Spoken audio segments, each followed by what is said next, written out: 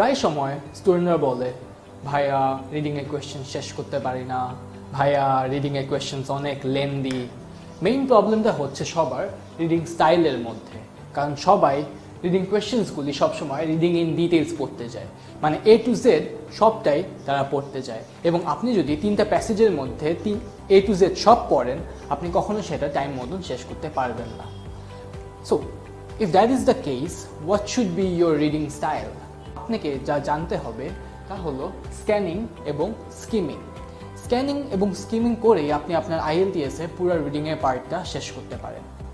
Scanning হচ্ছে আপনি যখন একটা স্পেসিফিক কিছু পুরো প্যাসেজে খুঁজছেন, আর স্কিমিং হচ্ছে যখন আপনি একটা সেকশন চোখ বুলিয়ে যাচ্ছেন, your just taking in the main ideas.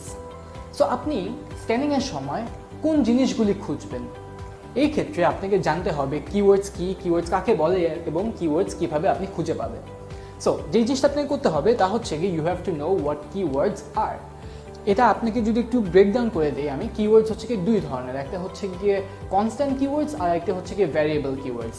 So এখানটাতে আমি আপনাকে দেখিয়ে দিচ্ছি কনস্ট্যান্ট এবং ভ্যারিয়েবল একটা ছোট একটা part. Nouns, verbs, adjectives, adverbs এগুলিকে আমরা বলি ভ্যারিয়েবল কিওয়ার্ডস, কারণ এগুলি আপনি চেঞ্জ করতে পারবেন। কোনো একটা সিনোনিম ইউজ করে বা প্যারাফ্রেজ করে আপনি পুরো জিনিসটাকে চেঞ্জ করতে পারবেন। কিন্তু কনস্ট্যান্ট কিওয়ার্ডস হচ্ছে যেই জিনিসটা আপনাকে চেঞ্জ করতে পারবেন না। যেমন একটা মানুষের নাম বা একটা জায়গার নাম, for example Dhaka, Chittagong, John, Richard, আপনি এসব কিন্তু চেঞ্জ করতে পারবেন না। সো এগুলিকে আমরা বলি হচ্ছে গিয়ে কনস্ট্যান্ট কিওয়ার্ডস। আরেকটা কনস্ট্যান্ট কিওয়ার্ডস হচ্ছে গিয়ে ডেট, টাইম এবং ফিগার্স। ফর এক্সাম্পল বাংলাদেশের যুদ্ধ 1971-এ, সো আপনি এখন ওইখানটাতে 1971 এই জিনিসটা স্ক্যান করে বের করছেন।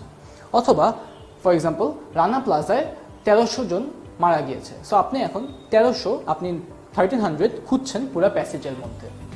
দিজ আর ফিগার্স যেগুলি চেঞ্জ হবে না, নাম কখনো চেঞ্জ হবে না। সো আপনাকে এগুলি আমরা কনস্ট্যান্ট ধরি, যেগুলি চেঞ্জ হবে এসবকে আমরা হচ্ছে ভ্যারিয়েবলস ধরি। সো আপনাকে জানতে হবে ভ্যারিয়েবল এবং কনস্ট্যান্ট কিওয়ার্ডস আপনি কীভাবে স্ক্যান করে আপনি অ্যান্সার্স বের করবেন। সো এই ভিডিওতে আমরা যা জানলাম তা হচ্ছে নাম্বার 1, রিডিং স্টাইল।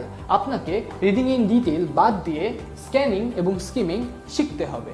এবং আরেকটা জিনিস জানতে হবে যে কিওয়ার্ডস কি, কোথায় পাওয়া যাবে এবং কাকে বলে, কিওয়ার্ডস কয় ধরনের, এই জিনিসটাও আমরা আজকে শিখতে পারলাম। Hopefully in the next video আমি আপনাদের দেখিয়ে দিব কিওয়ার্ডস দিয়ে কিভাবে আপনি একটা প্যারাগ্রাফের মেইন আইডিয়াটা পড়তে পারেন, পুরো প্যারাগ্রাফ A to Z না পড়ে।